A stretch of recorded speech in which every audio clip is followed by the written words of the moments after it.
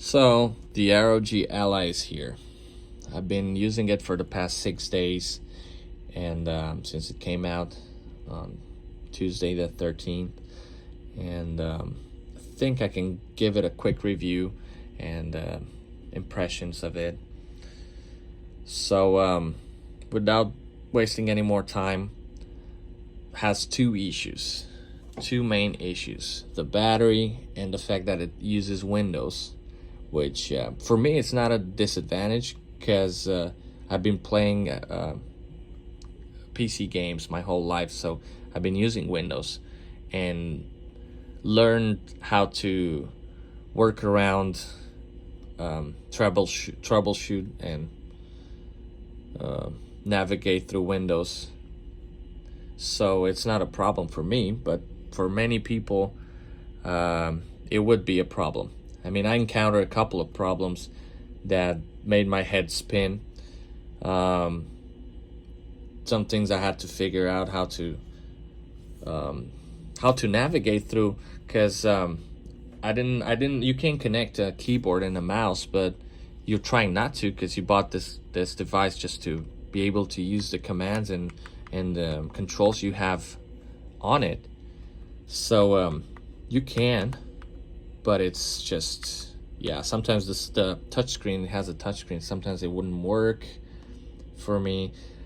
First, you have to update everything on this device. It's Windows everything. Update Windows, update Armory Crate, which is the program that you're supposed to use to make your life better, easier navigating, but it's just janky.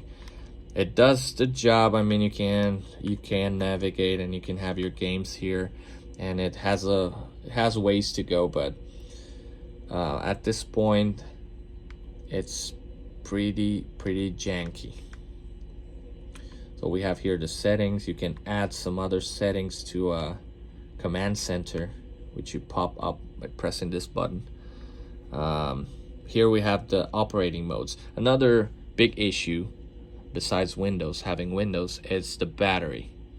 So you would want to play this on this device on the maximum operating mode, because this is where it shines.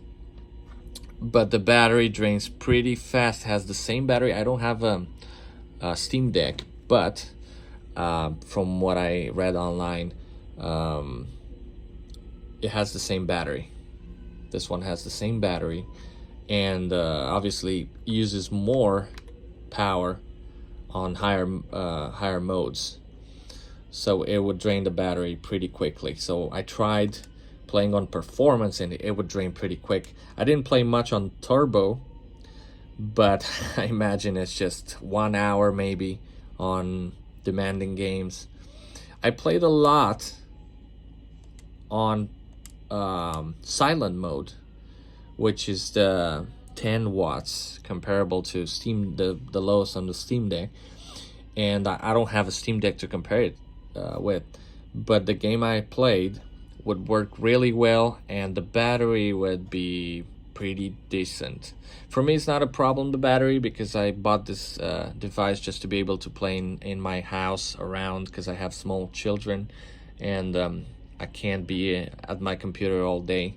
So I want to be able to move around the house, so I can plug it in anytime I want to. I can even play plugged in. So it's not an issue for me, but for many people, I mean, they bought this device to be able to travel and go around without having to worry about the battery. So that's an issue for other people.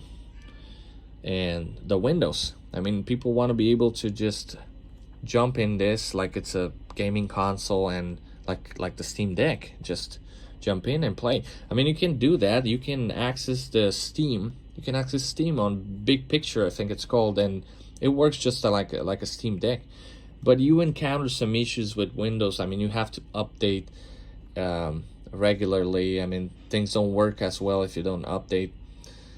Very important, update everything except for the latest BIOS. The BIOS update broke the device. I had to roll back. I thought I'm not gonna roll back, but then it's just a huge excuse me, a huge difference in performance. It's like some people said 20%, 33% or something like that.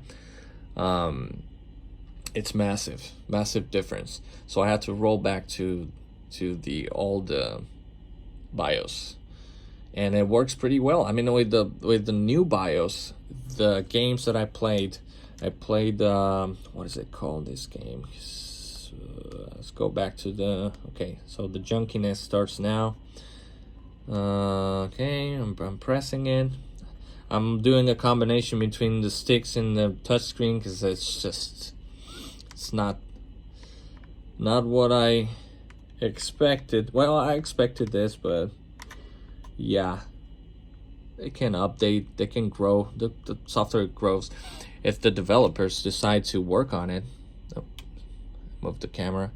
So Outer Worlds, with the BIOS, with the new BIOS update, it was unplayable.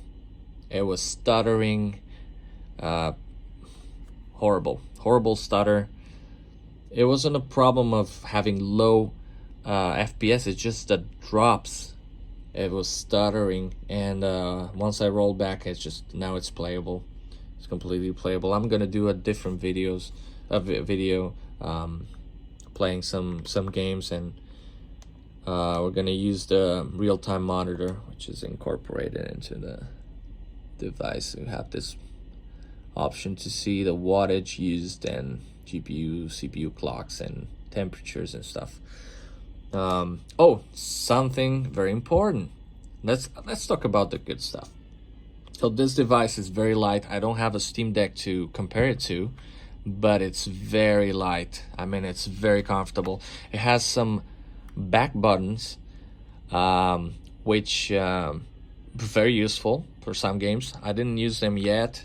I would like to play some Destiny. I used to play on the computer, and I used to play on Destiny 1 on PS4. So yeah, I played some controller, and definitely you would want to use back buttons, but I would feel like they... Okay, I ran out of memory on my phone. So I was talking about the back buttons. I would feel more comfortable. I think like I could grip. I'm not gripping as comfortable as I could. I mean, it's pretty comfortable anyway, but I would grip this more comfortable if the buttons weren't there, because I usually think like I even they're not mapped or anything, so I could just press them or hold harder and just press them in and hold it better. But I usually, when I feel buttons, I just avoid them unconsciously. So I think I would grip it better if they weren't there. It doesn't get hot. Incredible. I don't know how the Steam Deck works again, but this device doesn't get hot anywhere. Not even on the back. Actually feels like a breeze, like a cold air, because it's pulling in. This way, it's taking the air out, the hot air. They feel hot, but not very hot, and they're going upwards, so they're not bothering you and in any way. So it doesn't get hot. Very comfortable. Doesn't get hot, light. I mean, I know why the battery is not the best, because they try to make it lighter, and it's working. It's very light. What else comparable to the Steam Deck, which I don't have, but there's a lot of comparison, obviously, between these two. It's very quiet. I don't know how the Steam Deck, but people complain about the fans. This is very quiet. Plus, the speakers. The speakers are incredible. I don't have very good speakers in my house or professional headphones or anything like that. So for me, when I heard this, I was very impressed when I heard how they sound. They have Dolby Atmos or technology. I don't know anything about that, but they sound incredible, especially when you're just pointing the device towards yourself. The sound, it's just incredible. And you can't hear the fans. I mean, you have to put your ear close to the fans to hear them, and they only work when it's like you're playing intense games, AAA games.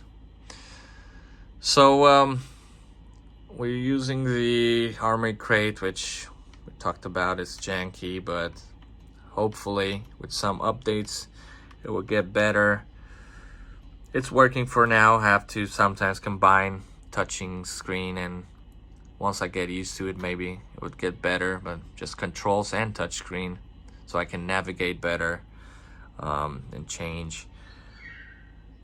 I would get into some other stuff in different videos, but for now I think this device, it's worth the price point, and it's absolutely incredible. I mean, as it is right now, maybe it would get better.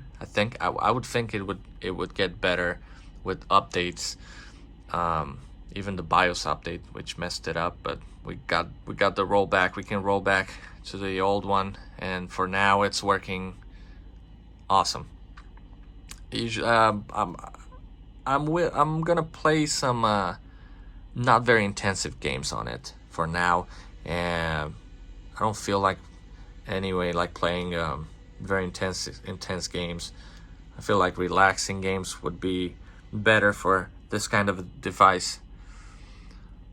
Games like, for example, Death's Door, which is incredible, and I would review it and put some gameplay in a different video. So all in all, great device. If I find anything else, I would make a video about it. But for now, awesome, incredible device.